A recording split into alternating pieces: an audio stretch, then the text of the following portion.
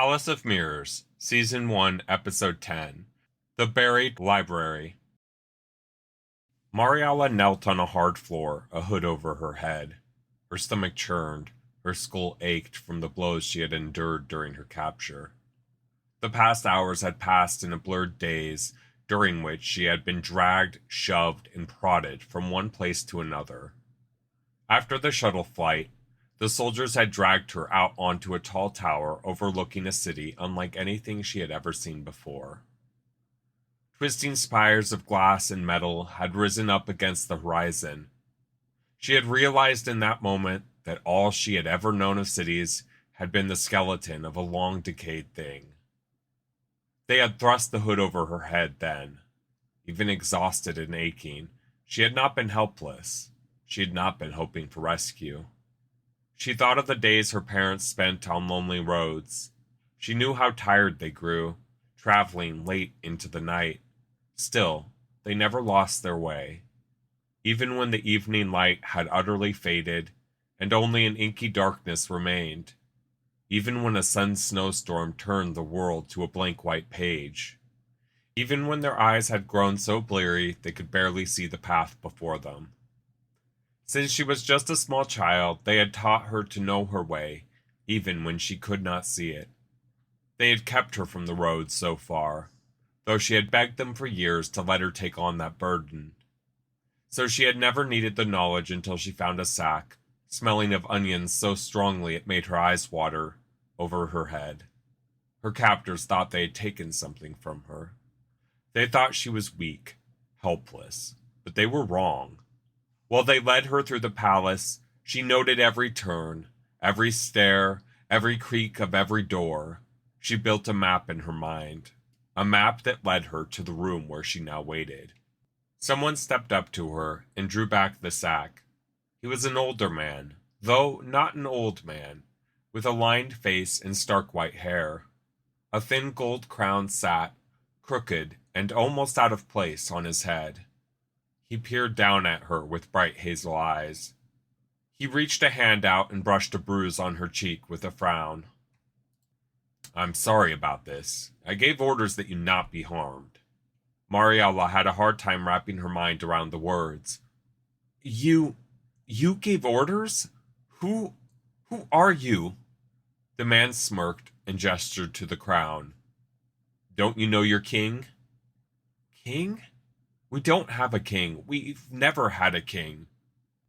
"Things change." Behind him, the lights of the city shone against the unrelenting night. A massive desk of solid polished wood, unadorned by any decoration, dominated the room. The window curved around behind the desk, a panoramic view of the city that took Marialla's breath away. From here, in the darkness, it didn't look like a city at all. It looked like something she knew only from hushed stories. It looked like a sky of stars. "You're no king. You're just a kidnapping creep." The man stiffened and then shrugged. "You weren't easy to find. Records from the fall of the Empire, well, there aren't any left, really. People were preoccupied with either fleeing this sinking ship of the moon or ensuring that no one ever would." Marialla pushed to her feet and advanced on the man. His eyes widened, and he stumbled back a step. "Guards!" His voice quavered. Two men stepped from the door and grabbed Marialla by the arms. "I don't want a history lesson," she said. "I want to know why you went to the trouble of finding me. I want to know what happened to my parents. Are they okay?" She felt fear bleed into her voice, and she hated herself for it. I just want to go home." The king stepped around his desk and put his hands on it. He leaned forward. "Do you really not know?" Marialla felt a knot in her stomach. "Know what?" "I'll admit I didn't believe it myself, but he was very convincing. He had the records that we did not, the records that showed where Captain Sheldon once lived.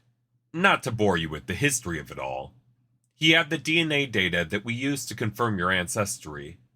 "My ancestry? We grow an orchard. Why would anyone care about us?" "To Be honest, even knowing who you are, I can't imagine why anyone does care. As far as I'm concerned, it ceased to matter that day some 500 years ago when Leviathan turned to ashes. But nonetheless, someone does very much care, and he is on his way to claim you. What he will do with you, I can't say. Marialla felt her mouth go dry. Just days earlier, she had been dancing with a boy. Just days earlier, she had kissed her mother on the cheek and hugged her father.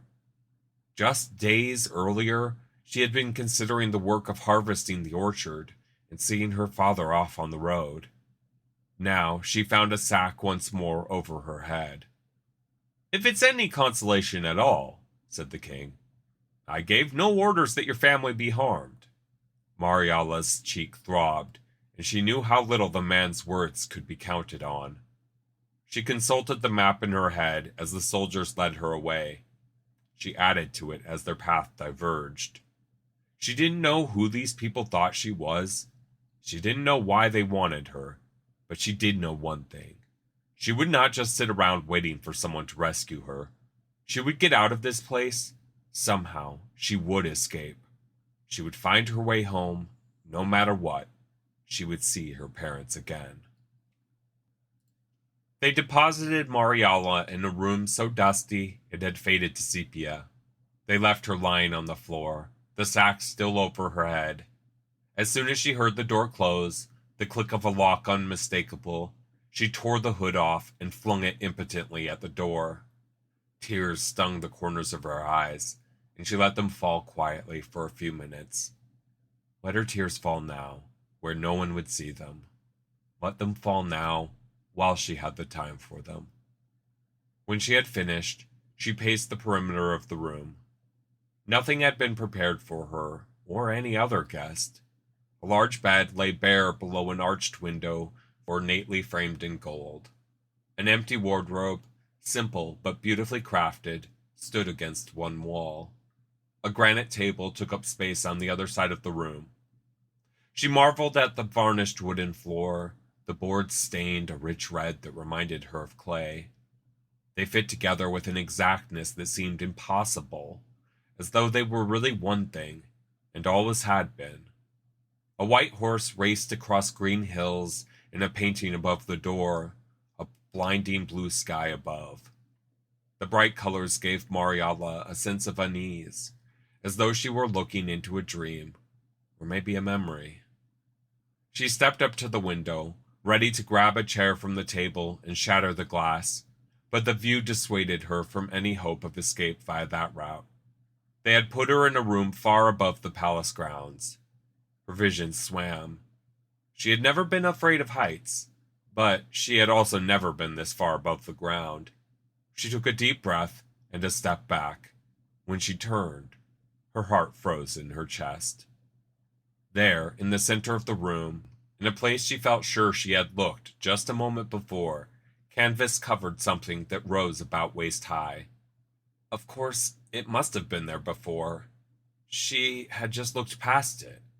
She licked her dry lips and tried to ignore her pounding pulse as she stepped up to the cloth. She gripped it in her fingers, but hesitated. It hadn't been there. It couldn't have been there.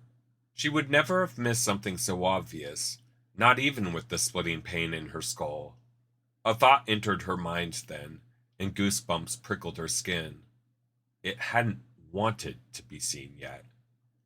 She pulled the cloth back, dust exploding up in a cloud that sent her into fits of deep hacking coughs.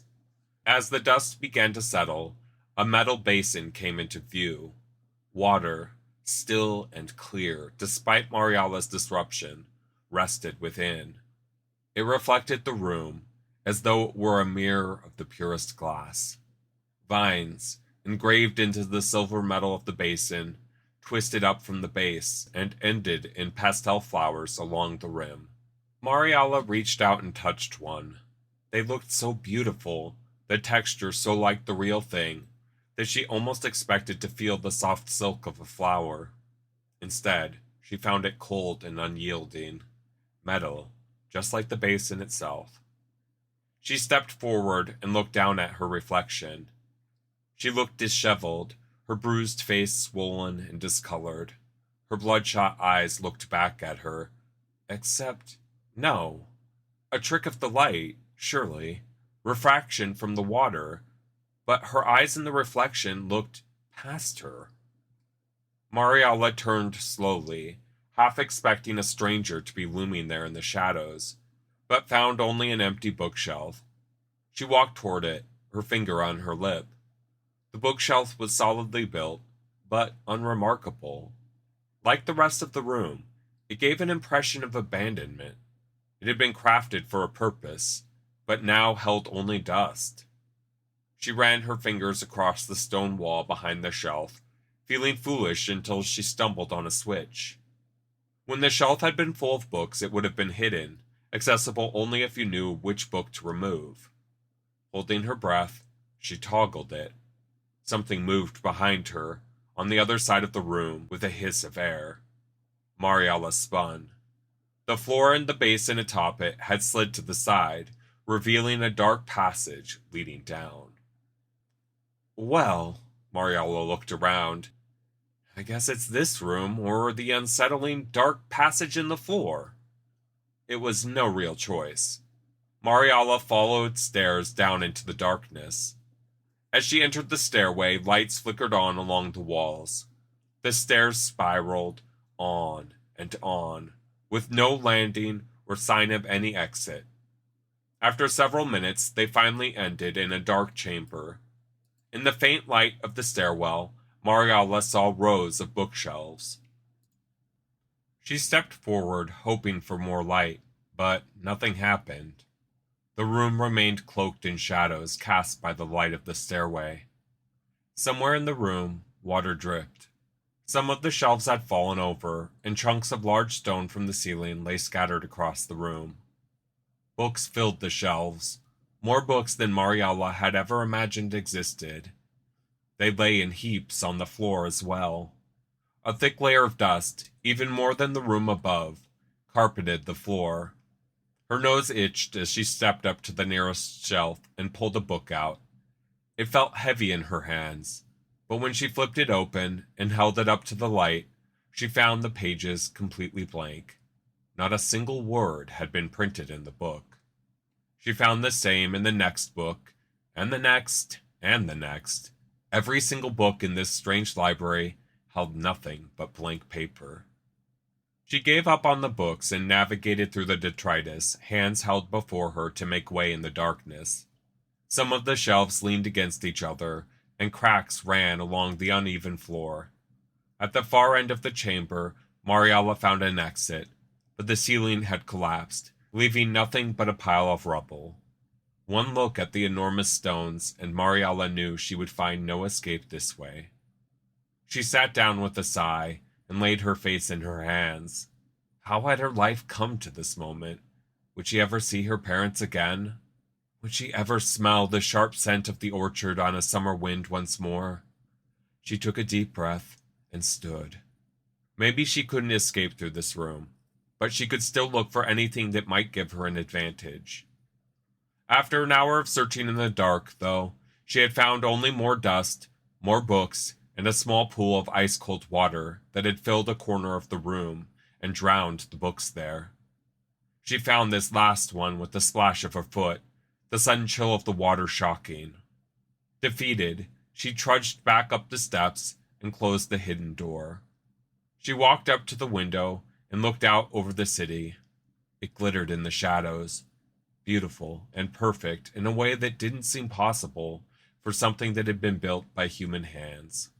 Even as she stared at the lights of the city, she couldn't help but think of the library below. It had been built by people as well, but within its blank books and cracked floors, Marialla had felt a loneliness deeper and more genuine than the beauty of the city lights. As she watched, a great shadow swept between her and the city. The ship cut through the sky gracefully despite its immense size and vanished beyond view. Marialla felt in that moment as though the past had torn open the sky. Starships didn't break the clouds of her world. not for nearly 500 years.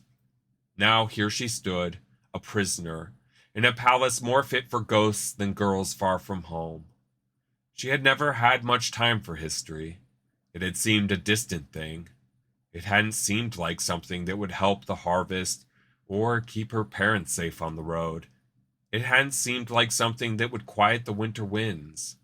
When people spoke of history, they seemed to be speaking of something that had stopped the day the empire ended. It had never stopped. It had always been moving, out of sight, and now it had come for her, and all she could do was hold on and hope she could find her way through.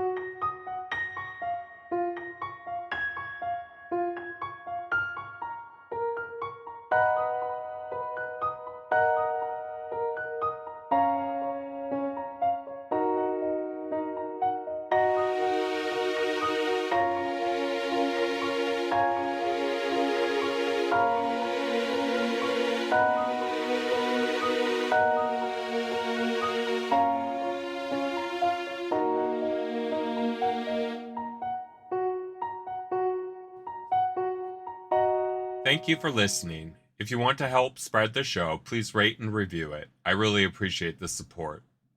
In 2 weeks, Darien boards Bluebeard's ship, the Kraken.